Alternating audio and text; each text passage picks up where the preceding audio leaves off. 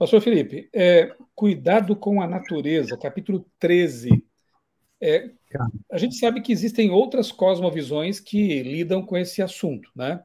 Inclusive há panteístas, espiritualistas, né, Aham. que na casca estão fazendo a mesma coisa, né? Defendendo o meio ambiente, evitar aí, quem sabe, poluir os mananciais, o ar, emissão de carbono, tudo isso aí, na casca. Mas quando a gente começa a investigar um pouco mais a fundo a cosmovisão, tem bastante Aham. diferença aí, né? Como que Sim. uma cosmovisão cristã encara esse assunto e quais são as distorções, quem sabe, que há aí na defesa desse tema? Porque até tem cristãos que estão comprando gato por lebre aí, né? A gente não pode citar aqui, mas tem muito cristão aí que está entrando nesse tal desse defesa ecológica com outro viés que é completamente fora do texto bíblico. Vem, como é que a gente encara biblicamente a cosmovisão? Você falou aí do panteísmo, né? O panteísmo, ele olha para a natureza e ele diz que Deus está na natureza. E aí ele acaba adorando a árvore, adorando os animais, e ele passa a ser um idólatra da natureza. E o cristão não vê a natureza como sendo parte de Deus. O cristão olha para a natureza e ele vê a criação de Deus. E ele enxerga na natureza como o Salmo 19 diz, né, que os céus proclamam a glória de Deus. Né? Então, a gente olha para a natureza e a gente identifica na natureza que existe um Deus criador. A natureza nos dá indícios de que há um Deus criador. Então, esse é o primeiro ponto. Deus não está na natureza, a gente não adora a natureza. A gente cuida da natureza. Por quê? Porque a gente cuida da criação de Deus. Né? Isso aí, Daniel. Daniel, você é um bom propagandista, tá bom? A gente olha para a natureza e a gente sabe que cuida, porque a gente cuida como um mordomo. Eu acho que essa é a palavra que pode resumir o capítulo. A gente cuida da natureza como um mordomo, mas nós não entramos no assunto da natureza, por exemplo, achando que a natureza é a mãe terra. Essa expressão é uma expressão carregada de política, carregada de distorções filosóficas e que não é a visão cristã. O cristão não olha para a natureza como a mãe terra. Nós não temos que idolatrar a natureza. Nós cuidamos, preservamos o máximo possível, porque nós cuidamos daquilo que Deus criou.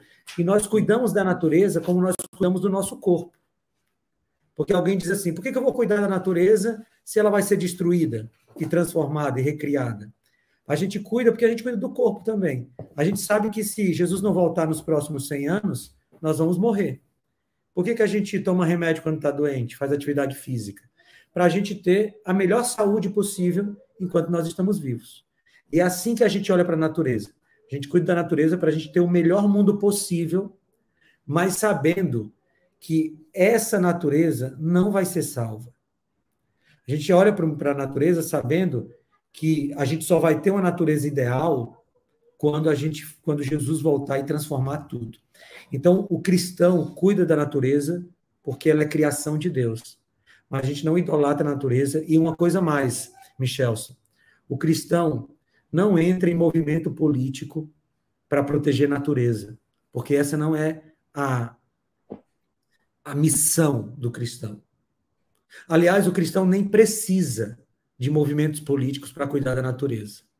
E eu não escrevi isso no livro, mas eu queria aproveitar isso para falar aqui.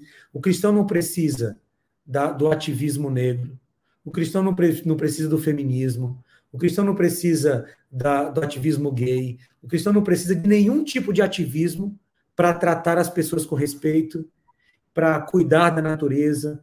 O cristão só precisa ser cristão.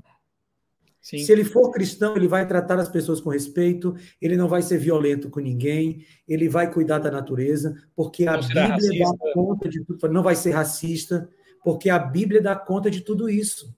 É só isso e ponto final. Então, no cuidado com a natureza, eu só mostro o seguinte: cuide da natureza na medida do possível.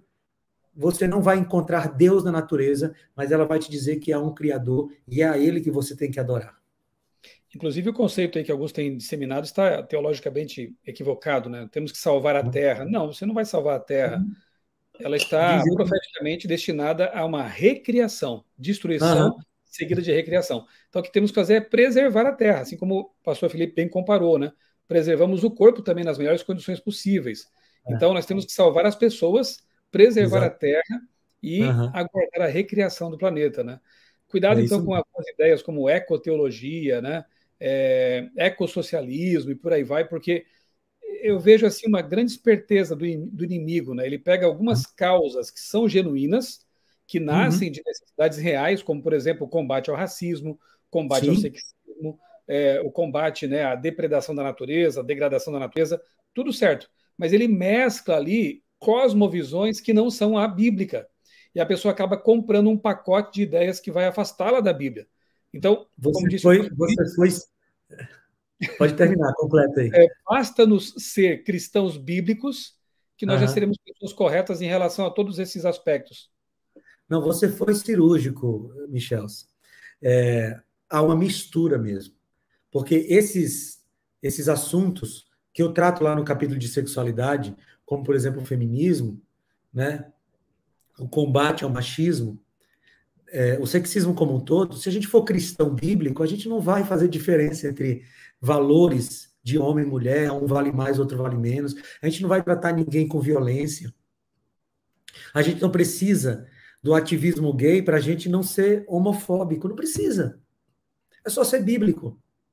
E você não vai ser agressivo com ninguém. Então, o que a gente está precisando no mundo cristão é da Bíblia.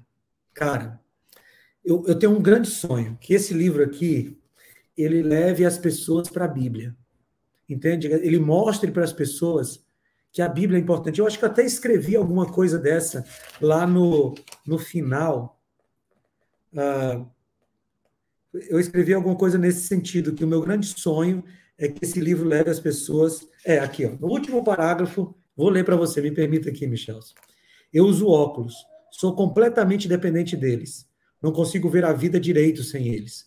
Desejo do fundo do meu coração que você também seja dependente de óculos.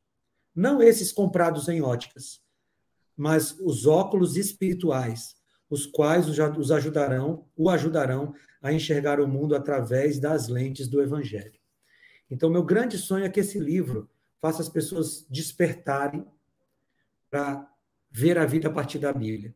É lógico que eu não tratei de todos os assuntos de cosmovisão cristã aqui, mas eu espero que seja como uma fagulha que acende uma fogueira e que leve as pessoas a dizer assim: eu quero ficar com a Bíblia. Não importa o que a cultura atual fala, não importa o que os influencers falam, não importa se é um influencer cristão, um influencer ateu, se é um pastor que está distorcendo a Bíblia, não importa. Eu quero ficar com o que a Bíblia diz. Meu grande sonho é que esse livro leve as pessoas para isso.